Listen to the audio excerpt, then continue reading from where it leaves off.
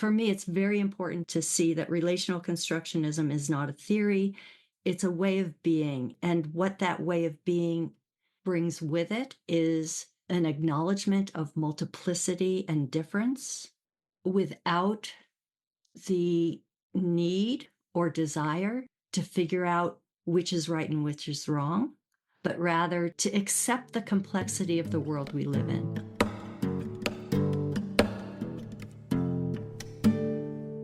Hello and welcome. I'm Abbie. This is Stories Lived, Stories Told, and today I invite you to join me in conversation with Sheila McNamee as we take a communication perspective on relational construction.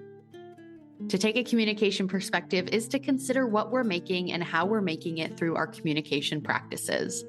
This means we look closely at patterns, context, stories, and relationships, and that we use curiosity, mindfulness, collaboration, and dialogue to create better social worlds. So, whether the topic of today's conversation is familiar to you or not, the hope is that using a communication perspective will reveal new ways of seeing and being for all of us. At the top of the episode, you heard our conversation partner today, Sheila McNamee. Sheila is Professor Emerita of Communication at the University of New Hampshire. She's also co-founder and vice president of the Taos Institute and an author of several books and articles that are all listed in the show notes for you to check out. This conversation is the second installment of our Embodiment series and the penultimate episode of this year and this season 3 of the podcast. If you've been listening for a while, I imagine you'll recognize some of the language that Sheila and I are talking about. I've often described CMM as a social constructionist theory. And there's truth to that, but today Sheila makes a really good case for changing up that language just very slightly from social construction to relational construction. And she makes a good argument, and I'm convinced. And you know, we love language, and language is so important. So I think you're going to get a lot out of today's conversation. I know that I certainly have. And I'm just so excited to get to share this and see how far this podcast has come in terms of the kind of conversations that we're able to explore together now. Before we jump in, I do want to ask once again for your help as I think about the next season of the podcast. I've got a survey that you can find the link to in the show notes, and I would love to ask you to share any of your thoughts on the podcast with me in that space so that we can be co-creating this podcast together. I really appreciate you participating in that. You're welcome to fill out as much or as little of that as you would like. But of course, dialogue is so important, and I want to be in dialogue with you in this way. So again, you can find that link in the show notes. Thank you for participating, and let's continue the conversation now with Sheila.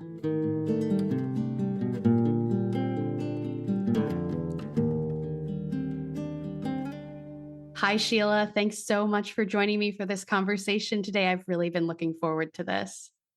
Thanks, Abbie. Me too. I have really been looking forward to it, and I'm so grateful that you invited me. Thank you.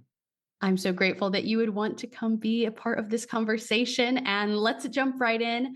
I would love to ask you to introduce yourself. This is something I do in my podcast, try to avoid me giving a short little bio because that feels kind of reductive in a way. And this podcast is about storytelling, and that's, getting to share our own stories. So I'd love to invite you to share who are you by answering the question of what's the story you tell about yourself?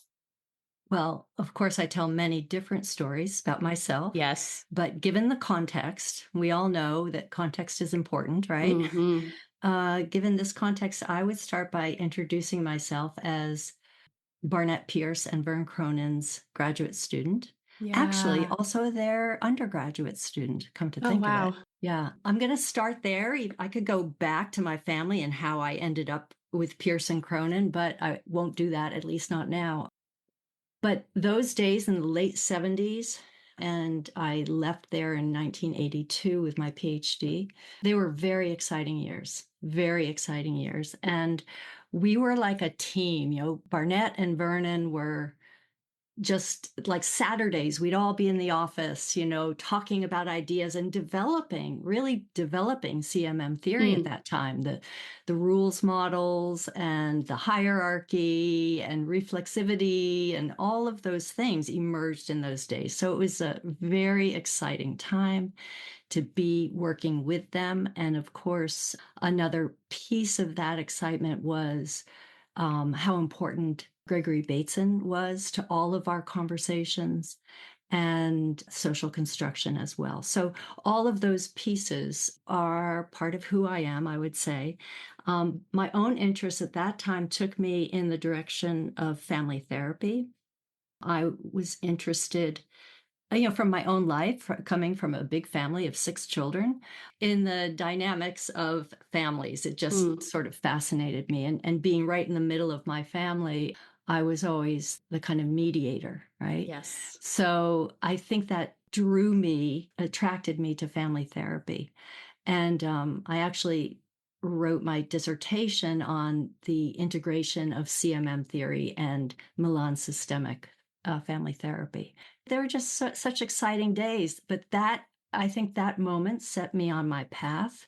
From there, I went on to actually work with the Milan Associates and be a visiting professor in Italy, and kind of opened up the whole family therapy world to me. And as that kind of went on, then in 1992, Ken Gergen and I co-edited Therapy as Social Construction, which kind of took hold in the therapy world. I think it was translated into 6 different languages. And still today, over 30 years later, when I go to a conference or someplace, people bring that ratted, tattered book to me and ask me to sign it. It's so funny. But an interesting little anecdote is the year that book came out, Ken and I were giving a workshop in London, invited by KCC. And at the end of the workshop, a woman in the back of the room raised her hand and she said to me, "Have you ever heard of CMM theory? Because the way you talk sounds so much like it, even though you aren't using all the language of CMM." And I just had to laugh because at that moment, I would say it's part of who I am, these ideas. Yeah. And I truly believe that communication is the most central discipline, not psychology. Yeah. But I identify as a constructionist. So I think some people are surprised because they don't see the integration so much of CMM theory and social construction. It's not that they don't see it, but they expect me to speak the language of CMM, which is a very particular language, which I'm not opposed to, but it's not usually the language I use. So, from dealing with family therapy, from there, I would say I just expanded. I was interested in dealing with difference, essentially. So, dealing with difference in organizations and communities and healthcare and mental health, and also in research. So, those are the areas that I see myself really challenging the status quo, the taken for Mm. granted ways of doing things, Yes. and introducing alternatives. One more thing to say is, and I've written about this many years ago, decades ago, but in entering into the family therapy world from my background in communication, I really gained a language for talking about what we do as researchers. Mm. Um, and that kind of distinction between research as discovery versus research as a form of social intervention, really was informed by my work in therapy and my swimming in the therapy world, that when we interact with each other, we have the possibility to change and transform the way not only we think about the world or the interaction, but also the way those we're dealing with think about it. So that's sort of my that's one way of narrating that story of who Yeah. I am in my work. Yeah. Yeah, that's a great place to start, and making me think that, I use this language of referencing CMM as a social constructionist. I know you use the language of relational construction. And yeah, to me, CMM is construction. It is relational construction. So it makes sense that that language very much overlaps. Like I said, I use this language already, but because we all are making our own meaning, I don't want to take for granted that we mean the same things when we talk about construction. So now that you've started to introduce yourself a little bit, I wonder if you would introduce us to construction and help Mm. us understand, in your words, what is it? Yeah, big question. So Yes. much to say. No, so much to say about that. I mean, what I want to say is, you're right. I prefer to use the term relational construction, and I want to explain why. Yeah, please. So, social construction was a term coined by Berger and Luckman, two sociologists. And it was generative and it was a new and innovative idea, but it wasn't what we are talking about. Hmm. It was about how individuals construct their world based on their interactions in that world. Okay. What we're talking about is so there's still a bit of a cognitive element to that I, Yeah, as a right. person, am constructing the world based on this conversation you and I are having, let's say. And for me, the work that I do and the people that I call my colleagues do is a radically relational approach, that there is no need to go into the mind, and that mind is nothing. Mind is a concept, it's not a thing. And people, in psychology, mind becomes a thing, it's Yeah. entified. And so it's really, for me, a radical position to say, and here's where, Bateson enters in. He talks about mind as social. And I love that idea. It's like it's out here in the collective. And so that's why what relational construction means is that we stop looking at self-contained individuals, to use Ed Sampson's language, meaning that the skin is the boundary of the body and everything Yeah. that makes us who we are is contained inside of us. And instead we look at what's happening between us. We look at the in-between. And that is a very different process. As Barnett Pierce would say, we look at communication, not through it, right? And so we're looking, what are we doing? I love Barnett's 4 questions. I use them all the time. What are we making together? How are we making this? Who are we becoming as we make this? And how do we make better social worlds? I think those questions just summarize perfectly what social construction is all about. Um, and the other thing I want to say about construction is it's this is not a theory; it's a way of being. Yeah.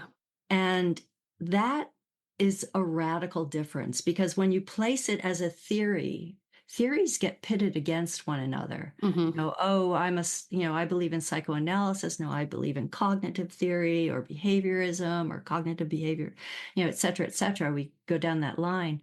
But all theories are constructed, they're relationally constructed. Hmm. And so the question isn't which theory is right or which theory is wrong. It's, what's the utility of a given theory in a given moment? Who benefits, who loses? If we look at a therapeutic context, if someone enters into therapy and the therapist, in talking to that person, gets this sense that this person's image of therapy is psychoanalysis, then use the language of psychoanalysis, because Hmm. that's a way of being responsive, relationally responsive to the other, and being able to create something, some kind of difference or transformation together. So for me, it's very important to see that relational constructionism is not a theory. It's a way of being. And what that way of being brings with it is an acknowledgement of multiplicity and difference, without the need or desire to figure out which is right and which is wrong, but Yes. rather to accept the complexity of the world we live in. If we look at modernist perspectives, the attempt is always to try to figure out which is right, what's the right way forward. And so the world then from that lens appears to be black and white. There's a right and there's a wrong. And we'll get different groups of people saying this is right and the other one saying, no, that's wrong. But there's still this right, wrong. And from a constructionist standpoint, the question isn't about right or wrong. It's about the gray, not the black and white. How we live amongst these various ways of living and looking at the world. There's complexity, there's multiplicity. How do we deal with difference? Not how do we get rid of difference? How do we deal with difference? How do we Yes. coordinate these multiple views such that we can go on together? And that's just a very different road to walk down than I'm trying to figure out what's the right thing to do. I am so glad to hear you use that language because that relates so much to how I think about CMM in the world in contrast to other ways of being personally and then what I see out in the world. Because for me, the kind of like hook or the like buy-in for myself when I learned about CMM was that what was going on in my life was that I was a sophomore in college and I had grown up with, wouldn't have had that language, but a modernist perspective. And what was modeled for me and what I was trying to do was very much to group things, to make sense of the world in terms of what is right and wrong, what is good and bad. And it was very simple. And I can empathize with that human need to simplify things in that way, why that would be the instinct. But I was going to college and I was having new experiences and I was meeting people that were very different from me. And I was engaging with all these ideas I had never interacted with before. And so I was already developing this sense that, okay, I think my very black and white way of thinking is not going to cut it. There's definitely gray here. And so I was having that realization that there is gray, but not knowing how to navigate that or what to do with that. And so CMM entered into my life at this really important time where I already was developing this context for there being gray in the world of meaning. And then offered me, I've really latched on to CMM being a communication perspective. And that's what it's very embodied for me. And like you're saying, it's not, well, I'm not trying to put words in your mouth. You're not saying this. This is what I was thinking as you were talking. It's not, I walk into my office, sit down at my desk, and then I'm doing CMM. And then I walk out and I close the door and I leave and it turns off. It is a perspective. And I've talked about it before, like glasses, that it is like I'm wearing these CMM glasses all the time now. Like I learned about this theory. I got the right prescription and I've put it on and I don't really take it off, and there's other lenses to use too. Like you're saying, it's not this or that theory or perspective, but it is one perspective that has been so meaningful to me. And I am just so curious to look at everything through this lens.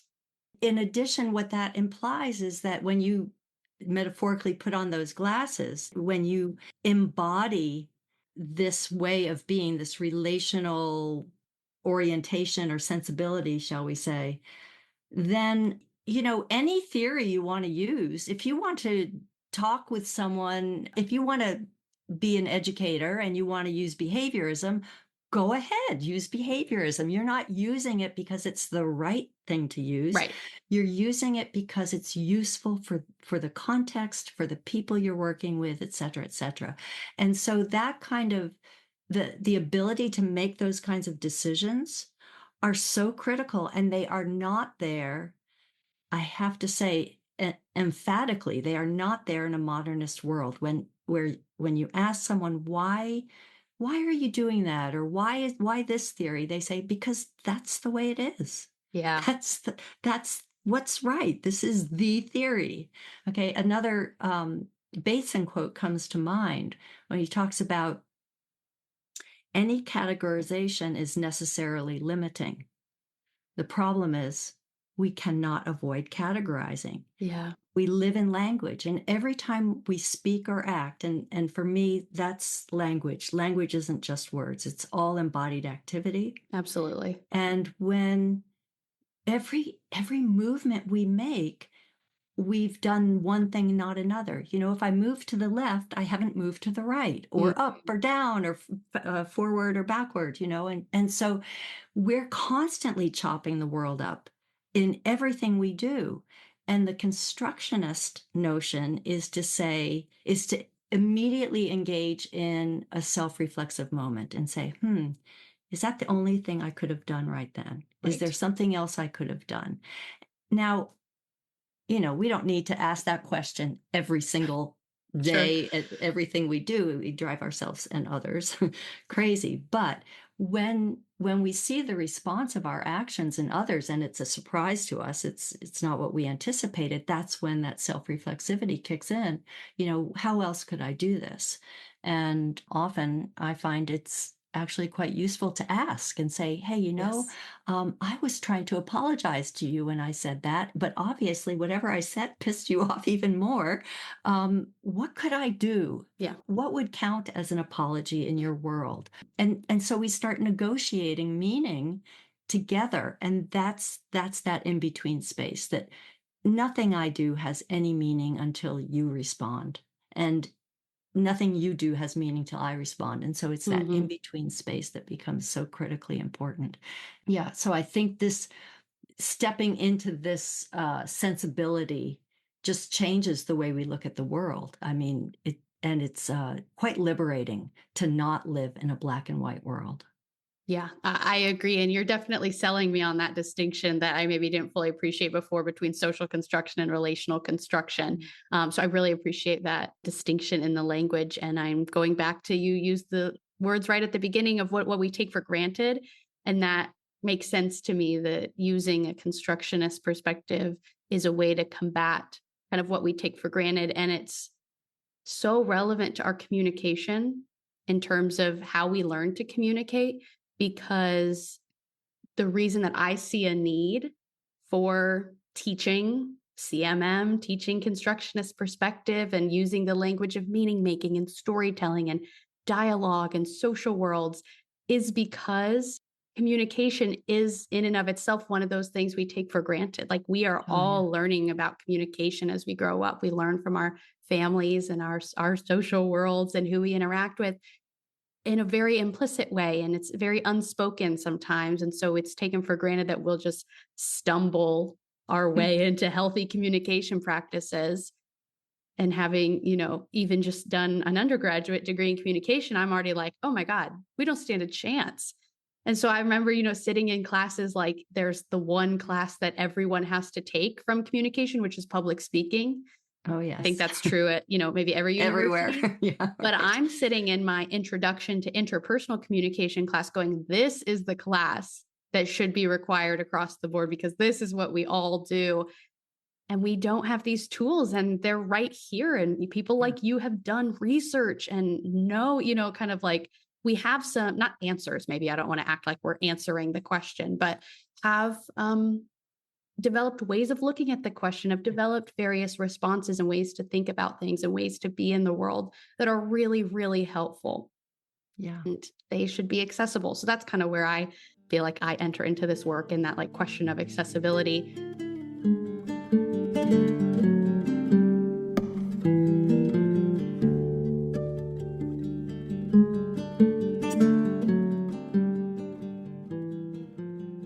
One of the things I'm thinking about for myself, heard about it from you a little bit about both of our kind of like buy-ins to the, constructionist perspective.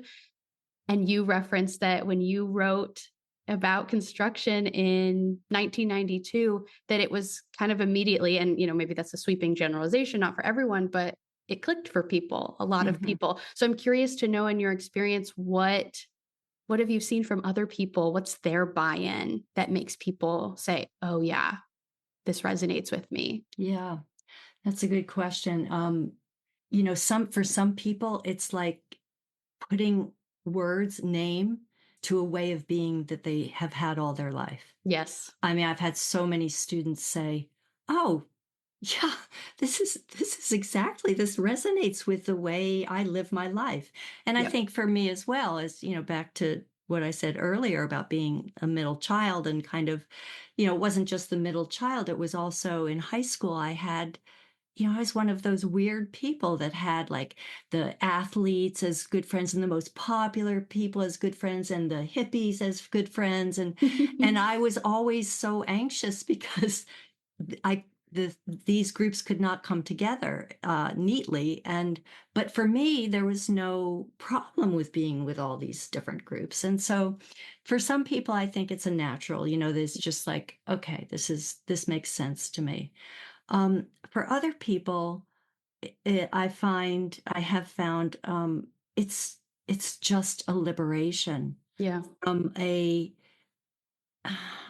I want to use the word a restrictive way of looking at the world, which is 1 million times more simple a way Mm. to live. That there's a right and a wrong, there's a good and a bad.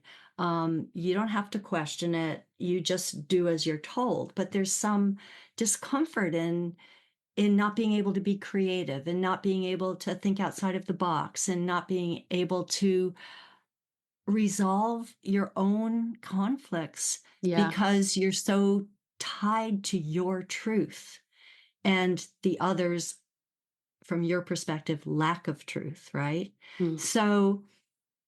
So I'd say there's three categories: those who say, oh yeah, this makes sense to Mhm. me, this is who I am, and others who find it super liberating, and then those who it angers because they really Yeah. want to hold on to the right wrong way of the world. um I also think, back to those who resonate, I always think of my son who, I used to tell my students he's my little laboratory experiment. But I'll never forget one day, he must have been about 8 years old, and he stayed home from school, not feeling too well, but he wasn't sick enough to not come and sit in my seminar with me. And I asked a question, and a student said something. And he just looked at the student. He said, I don't think you really understand social construction. Your 8-year-old son. Oh And my God, the that's so good. whole, are closer to being, recently out of undergraduate. You can imagine what this whole class just went, oh my God, like, Oh I my don't want to God. even talk to this child anymore. He's too smart. But That's so funny. That is so funny. he was right, by the way. You're But right. but anyway, the point I wanted to make is that Mm. just our way of being as a family, Yeah. um, we didn't have to give him language. He knew, because Right. we talk about certain things in social construction. So he came to know that as a set of as a way of being in the world and a set of ideas. But the pragmatic effect of that is that when he was with his friends, someone would say, it's your fault. And he'd say, we don't believe in blame in my family. Mm. And, just these very Yes. pragmatic kind of ways of being, like we're all in this together. It's not Mhm. that I'm to blame or you're to blame, but how did we do this together? And Yeah. opening that up. And so I've seen, as now he's 32 years old, that how this is just a way of being for him. And so I come to Right. see how it can be for many people, just a way of being. The overall response I get from, the PhD students I've worked with, and well, everyone I've come in contact with, is just how liberating Yeah. a way of being it is. And I want to add one more piece to it that I think hasn't had enough attention in the decades that we've been talking about these ideas, but has been very important for me in the last decade or two. Let me go back to the therapeutic context. For the majority of the therapy, systemic relational therapy approaches over the past 30, 40, maybe even 50 years, the focus has been on interactions, like the way the family interacts, the way the therapist interacts with the family. And, that's been great and wonderful. But what therapy by and large has ignored, as has education, healthcare, organizational life, community life, everything else, is what I call the macro level, taken for granted worldviews. Call them dominant discourses, call them worldviews, call them Mhm. realities, they're the taken for granted Right. things, right? So let's say we have someone who is a person of color living in poverty and unemployed, and through some services is sent to a therapist, and the therapist says, "You're depressed," and gives this person antidepressants. Those antidepressants are likely to numb that person even further to the world of oppression Yeah. that that person is living in. Like, what if instead a therapist said, "Wow, what's going on in the culture at large that is Mm-hmm. creating these inhibitors for you Yes. to succeed?" So, for me, what's critically important from a constructionist perspective is looking at how our micro level interactions both create and maintain dominant discourses. Therefore, and then Yeah. those dominant discourses guide the way we act. So if I ask you, why did you do that? You say, well, that's what you do. Mm-hmm. Whenever anybody says that, you know you're dealing with a dominant discourse and an Yeah. unreflexive person. They're not questioning, oh, is there another way I could do this? Is there Right. something? So we keep them alive, we create them, we keep them alive, and then we act as if it's what you have to do because what? Someone on high says this is the way to be. Mm-hmm. So for me, it's critically important to show the connection between what I call the micro and the macro level and start integrating that connection in our work in a way that hasn't been done. Mm-hmm. I would say in CMM theory, the levels of context were attempts to do that. Like, how is the culture influencing Yep. this? Um, but I think even more work that was great because it was showing the connection between the micro and the Mm-hmm. macro, but it hasn't been amplified enough in terms of how we keep that macro level alive, Yeah. and therefore we can change it as well. And that's, I think, the real place for us to be moving now. Mm-hmm. Mm-hmm. Yeah, yeah. And speaking about where we're moving to, I just think that story about your son is hilarious and actually really hopeful because that like resonating or like recognition moment that you've described for yourself or people you've come in contact with is kind of my own experience as well. I'm getting language for something I already kind of know to be true, but didn't have language for. It's not necessarily like, oh, making meaning telling stories, that's a brand new idea for me. It is, I Yeah. think, for a lot of people that, not everyone, but a lot of people. And that's why I ask about the buy-in or that moment of the click or learning about CMM or constructionism. It's like we so many of us have a moment because we're not your son. We're not growing up in families where it's talked about from day one. Mhm. And so the hope with I think the work that I do, a lot of the work that you do, I would imagine things like that we do at the CMM Institute, like Cosmo Kids, we have this whole line of Cosmo activities that are about using the CMM language early so that it's almost like, we're using this language of what's taken for granted. It's like we need to question what's taken for granted so that someday down the line, we can again take for granted that people have these good communication skills because it's just so prevalent and it's embodied and it's taught, kind of widespread. And that becomes the default narrative. If they're like you're saying, it's not necessarily like don't categorize things or don't, be beholden to a default narrative. It's like those things exist. So if we can be And you thoughtful can't about them avoid and them. right, but you can make changes and you can make Yeah. choices. I think that's Right. like you use the word liberating. I'll add on to that empowering Yeah. when you really emphasize that choice and seeing yourself as an active participant. Yeah. And again, going back to like why I would ask the question of buy-in, it's that you can't lean into embodying all of the things we're talking about if you don't believe and see yourself as someone who makes meaning with Yeah. the ability, the choice to make Yeah. meaning, seeing yourself as a curious, active participant in the world. It's like, that's kind of like the step one to me. Like you have to believe that.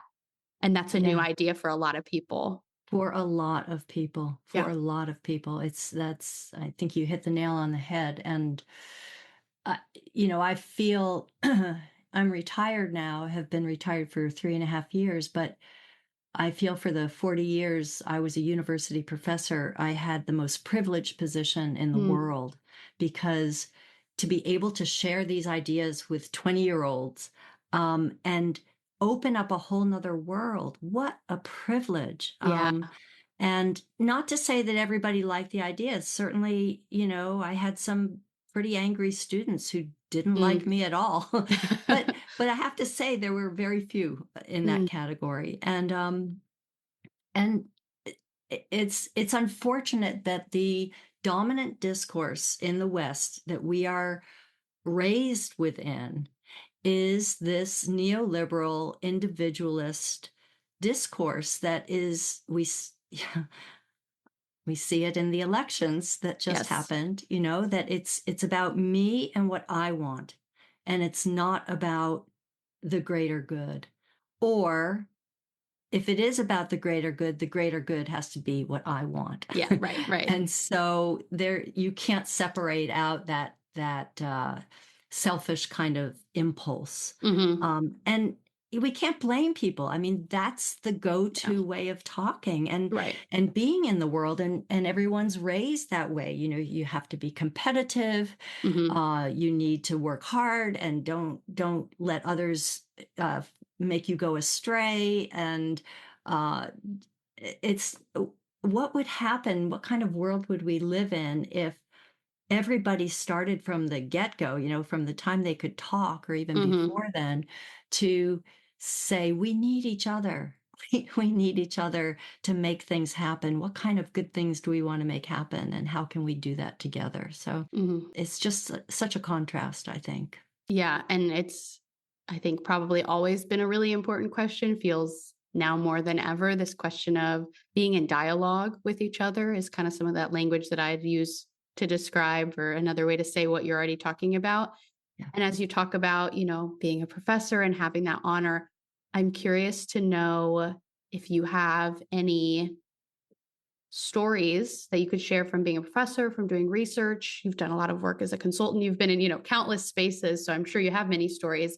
But I'm wondering if you have a kind of more hopeful, or like a kind of like success story of getting to use and practice relational construction to facilitate dialogue, to really transform or like cross boundaries or overcome differences, like because people feel so hopeless right now.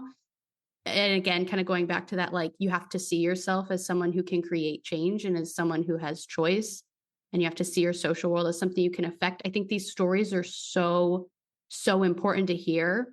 I've learned that on the last couple podcasts I've done. I've kind of like learned to prompt, like, I want to hear a story of, Hmm. you applying your work and like real change happening. And that just like transformed the whole mood of the conversation. I felt it becomes so Hmm. hopeful and empowering. Again, to Hmm. go back to that language of, I think Hmm. it's really important for people. And that is the function of stories, is that it helps Yeah. us imagine new things for ourselves. And so I want to know a story from any area of your life that you'd like to Yeah. share that's kind of like, Yeah.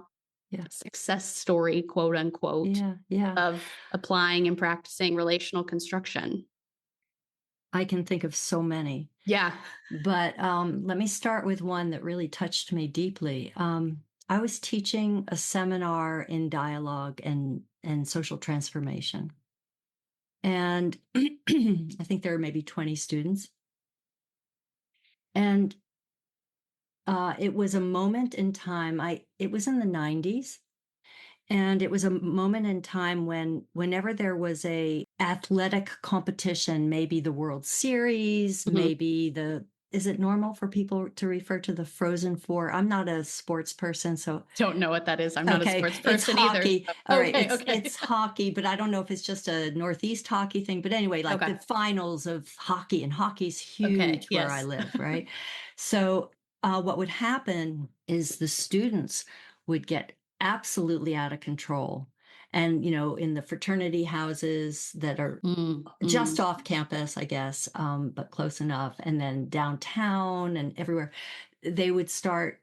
First they drink an awful lot, and then they would like take a couch and put it in the middle of Main Street and set it on fire. Wow. And there were all these. At first, they were being referred to as riots, Ah. and then they were referred to as, this is the power of language, Mhm. celebratory disturbances. Okay. Yeah. Right. So every weekend, something would happen. And my students would come in and start railing about the police, like, oh, they brought in police from all these other towns and they had tear gas and they had armor, shields, Mhm. and they had this and they had that.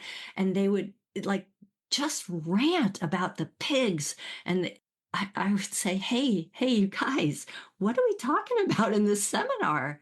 Isn't there other language to use for this? Or what could you do about it? Hey, okay, you all have to do a project. Why don't you do a project around this? And Yeah. so they banded together in dyads, and each dyad went out and got a different constituency that was involved in these celebratory Right, disturbances. right. So there were the different constituencies, the student athletes, the student Greek system, the police, both town and campus police, Mhm. administrators, parents, some faculty, and some bar owners. Not only Mhm. bar owners, but also people who sold beer, downtown in the convenience Yeah, stores. yeah. And they invited them all to come to a day in the main union building on campus. They reserved a room, and they reserved multiple rooms, and they had mixed groups. So each group had, is like Noah's Ark, had one of everything, Mm. maybe two of some. And each pair of students then facilitated this dialogic process. Mm. And, they prepared and so forth. Now, unfortunately, I was out of town when they were doing this, so I wasn't able to Yeah. observe them. But when I came back, I asked what happened. And, well, first thing they noted was that they asked all the police officers to come in plain clothes and not to have any arms, Yeah. no guns Yeah. or anything. And they all disobeyed that. They came fully, Mm. so the students were put off a little bit. But then things really shifted because the toughest of the police officers known to all students, Mhm. big guy, as the dialogue went on, he said, the problem is, I just don't want to be holding another student, the child of some parents, on the side of the road and have to call those parents and tell them something horrible has happened. And he Mm. cried as he was telling this story. And it completely transformed. That happened in one group, but similar Wow. things happened in every group. And it totally transformed the way the students looked at the police, saw them more as allies than, oh, they're ruining our fun and getting in the way. Mhm. And it led to then the next thing that happened was the administration asked me to design and facilitate a whole weekend process for all these constituents from a number of campuses across the country that Wow. were all experiencing celebratory disturbances, aka riots, Right. right? And that was also a really touching weekend. We did some fishbowl stuff where Mhm.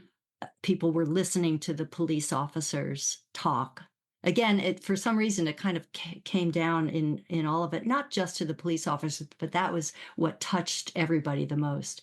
In this case, the police officers were saying things like, I really just want to help. I love the students. And as I walk through town, it's really horrible to be called pig and have people spit at your feet and, et cetera, et cetera. And people, students and others had never thought about things in those terms before. So I think there's just so much potential for creating these dialogic spaces. And Mhm. it is, in my mind, crucial to be mindful in how you create the space. You don't just bring people together and Yeah. voila, dialogue happens. You have to prepare them. Mhm. I often ask people, if this is going to be a successful interaction, what voices will you need to leave at home?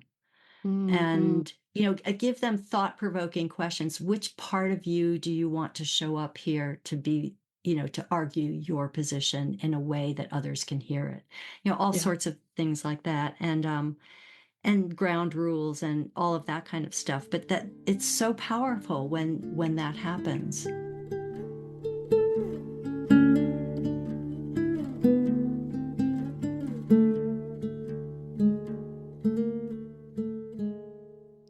had another case with a prep school where one of the departments for 20 years had been like drawn, the line was drawn down the middle. Half the faculty were here and the other half here.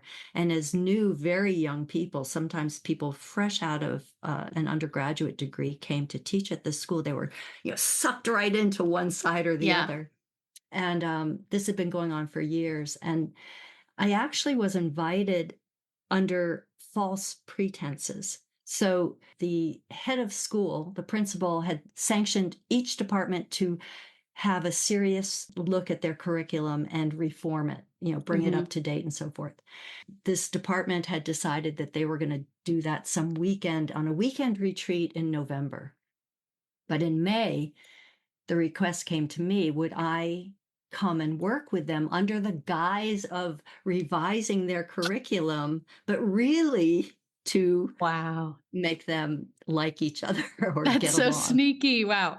And I understood exactly what was Of happening. course, And yeah. and I said, yeah, sure. And I said, but here's the thing. At the first meeting of the semester of the academic year, I'd like to be there to meet everyone. I don't want to be this anonymous person that blows in, Yeah. in November for this weekend. Yeah.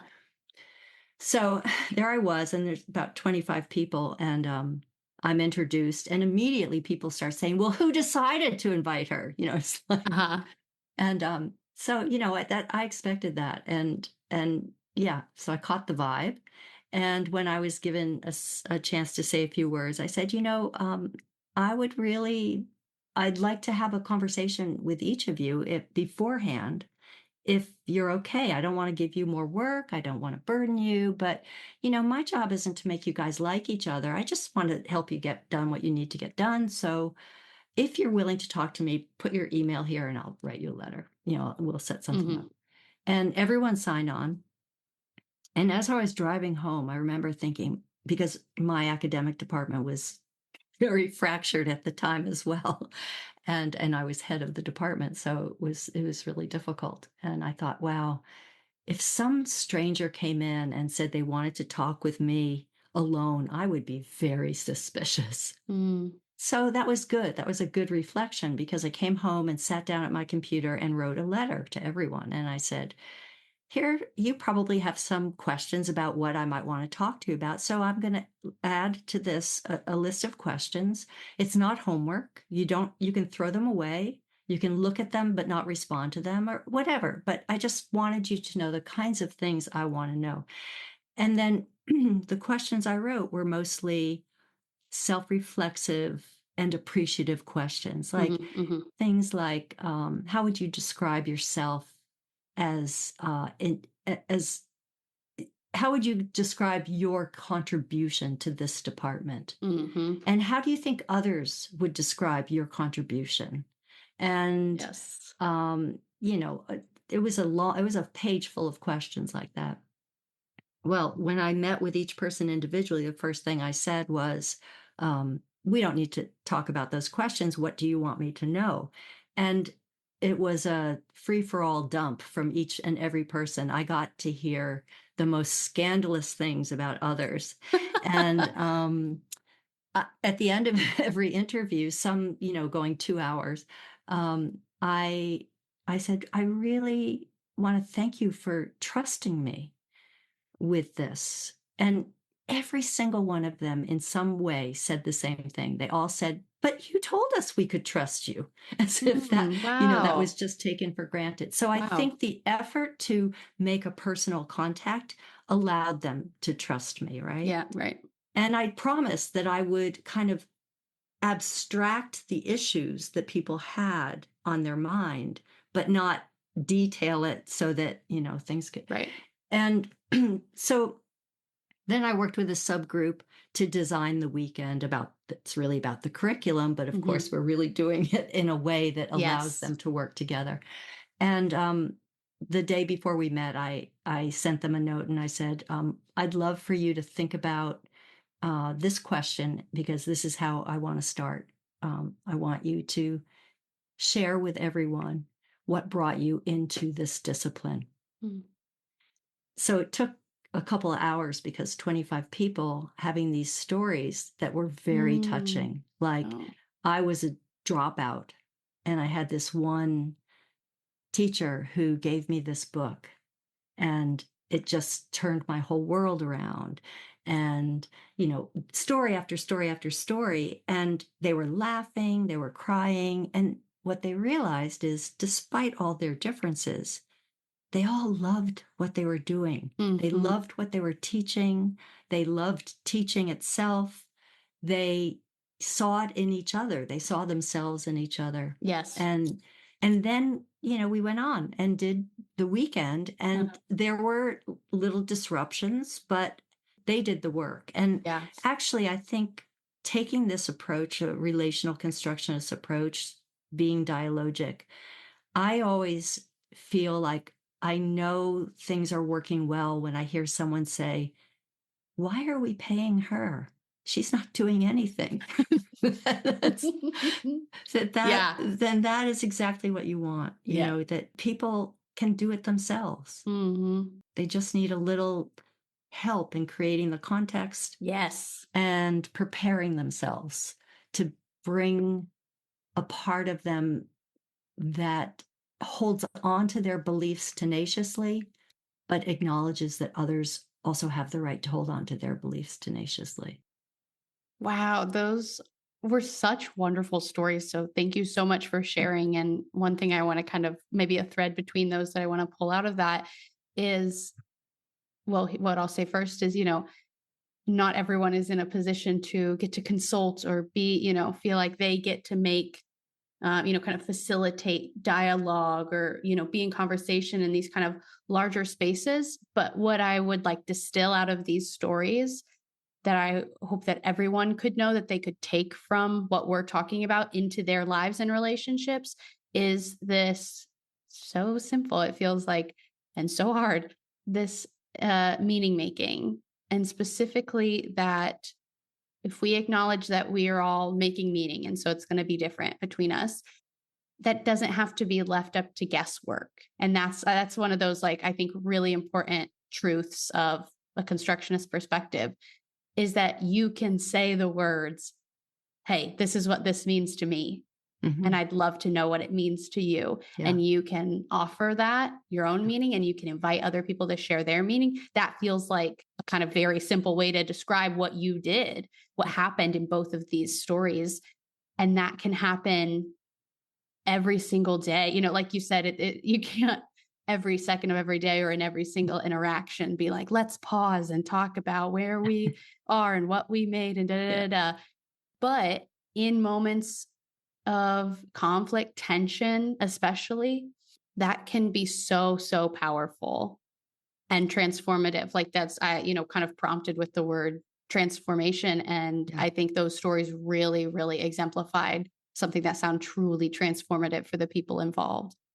And so, yeah, I just want to kind of Yeah. distill it back down to this meaning making piece. And Absolutely. yeah, As you just said, we never stopped. We think we understand perfectly, hmm, and so we never question. yeah, And maybe then when there's conflict or something that, then maybe we will, but often we don't. We still hmm, stick with our assumptions. yeah, And I love Tom Anderson.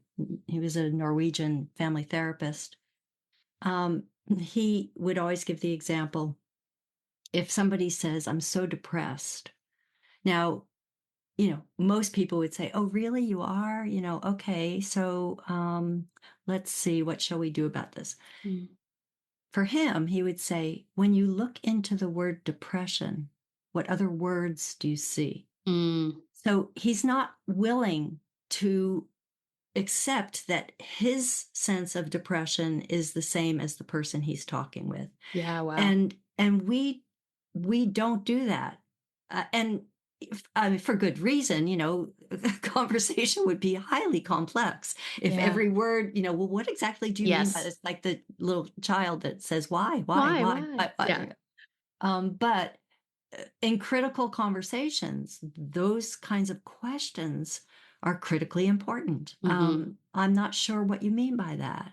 Um, Meaning varies so vastly. Yeah.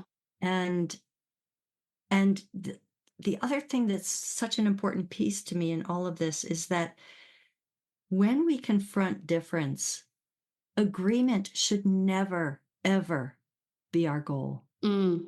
Our goal is co creating together new forms of understanding.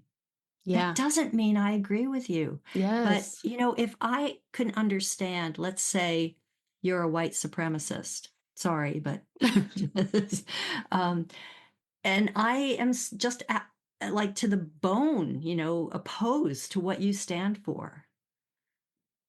But if I ask you, how did you come to these ideas?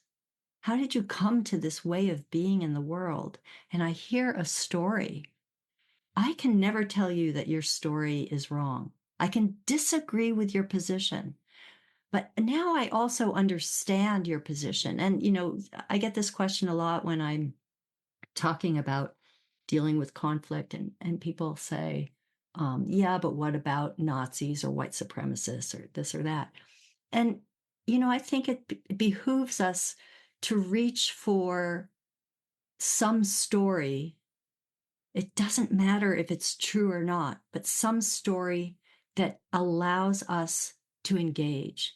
So for me, that story might be, yeah, I have this little bit of feeling sorry for white supremacists because these white men have been in power for decades and they are so threatened right now, Mm-hmm. so threatened by the diversity surrounding them, and that those diverse voices are powerful voices now, and that is scary. Wow, okay, true or not doesn't matter. It Mm-hmm. allows me to, in some genuine curiosity and respect, engage, and that's what we need. Yeah. That doesn't mean I'm going to agree. Okay. But as we say, as constructionists, we create meaning in our interactions with one another. And Mm-hmm. when we terminate those interactions, the meaning becomes solidified. That's it. Yes. Yeah. Oh, wow. That feels so important that, yes, this understanding, finding some level or creating some level of understanding across extreme differences, that is not the same. Those words are not the same as enabling or agreeing. And people are so afraid of, like, give a inch, they'll go a mile, of Yeah. like Yeah. even entering into conversation with people with the, are Nazis or white supremacists, like it's kind of, very hateful and scary positions.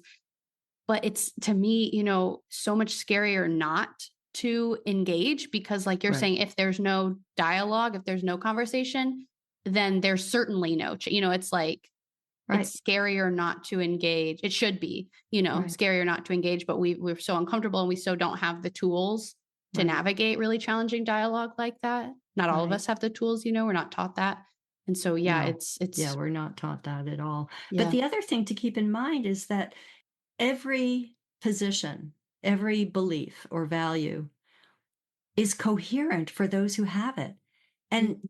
nobody's crazy, because those beliefs and values are the byproduct of interactions with other people who cultivate and create those beliefs and values. Mhm. So, if you think like there's this community, well, let's talk about it, Republicans and Democrats. Yeah. And, you have these beliefs, they're completely coherent and rational Mhm. from within. They only look crazy, irrational, wrong, whatever, from another position. Yeah. So if you know that, then what you should be doing is not trying to persuade, not trying to judge or evaluate, but trying to find a way to question in a curious and respectful way, Mhm. how did you come to these beliefs? In so doing, you open the possibility of keeping the conversation going. Mhm. As long as the conversation keeps going, the possibility, I'm not saying it will miraculously happen, but the possibility to co create some kind of common understanding is Mhm. there. Mhm. Yeah, that's making me think of language that someone that was on my podcast earlier this year gave me, that, she was like, very much a believer in that you are a human being and everything else is a story. And so to Mhm. me, what you're saying is about connecting to that humanness Yeah. that is under every story for all of us. Yeah. Yeah, making your way through the stories to get to the human and then going from there. Yeah. Yeah. Yeah. Yeah. Yeah. Well, Sheila, I have so enjoyed this conversation today, Mm. and I could keep Me talking to too. you forever, it seems like. But as we wrap up, I like to return to this language of better social worlds. And Mm. I'll, share with you some of my thinking right now. It's kind of evolving, is that I usually say, what's your idea of a better social world? And that's important for us to think about where we're going. But in speaking with Kim Pierce recently, she shared that Barnett Pierce's answer to that was always, I don't know, or, we won't know until we get there. So, kind of like, maybe he certainly had some ideas in his head Oh, about what no better doubt he looks did. like, Yes. but he was very committed to leaving it open to know that you can't know until you're there. And Yeah. so I kind of want to pull away from asking that exact question, acting like we could predict.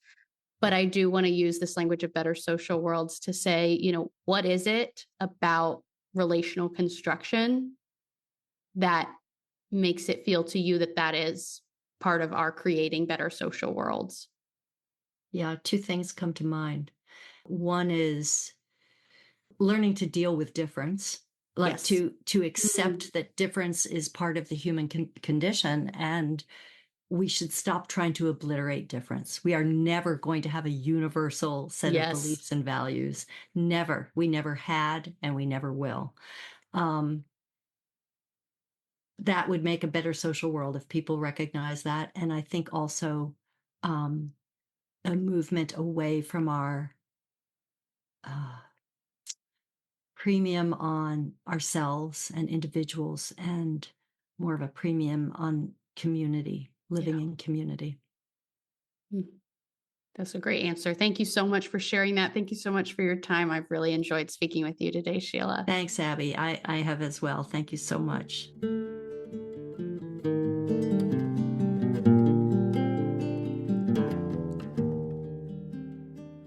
Okay, that is all for our conversation with Sheila. At the end of each episode, I like to offer a question to reflect on, which acts as a next turn for us. So the conversation doesn't stop just because the episode does. Today, the question I would have you think about based on this conversation is, what are you constructing in your relationships? Sheila offered us some great language here today around relational construction. And like we both agreed, it's really a perspective and a way of life. So I think this is a great question to kick us off doing some reflecting. If you've never thought about your life in terms of seeing yourself as a meaning maker or a co creator. So, what are you constructing in your relationships? You can reach out to me to share your reflections as well as any of your own questions or ideas. You can do that through email, the website, or by commenting on Instagram and YouTube, or by commenting on this podcast episode in the CMM Institute Substack. Links to all those are in the show notes. The reason I invite you to share your reflections with me is to stay in dialogue. Other great ways to keep dialogue going is to follow the show wherever you listen, leave a rating and review, share this episode with someone you want to bring into the conversation. And like I mentioned at the top of the episode, fill out that survey so that we can be co-creating this podcast together. I am supported by the CMM Institute for Personal and Social Evolution. This podcast is just one of countless initiatives designed to move us toward those better social worlds we hope to create by empowering us in our communication. Links to all things CMM Institute are in the show notes as well. And I'll specifically point you towards our newest initiative, which is Cosmo Parenting, the next turn in the Cosmo Activities line. This is a project that I've gotten to help facilitate, and it is a podcast, short podcast, that'll begin coming out in January. So you can check out the Cosmo Parenting Substack, subscribe over there, listen to the trailer, and read a little bit about that.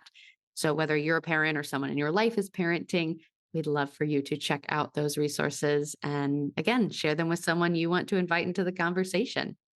Thank you for showing up. Thank you for being curious, and thank you for being a part of this story. I'm Abbie, and this has been Stories Lived, Stories Told.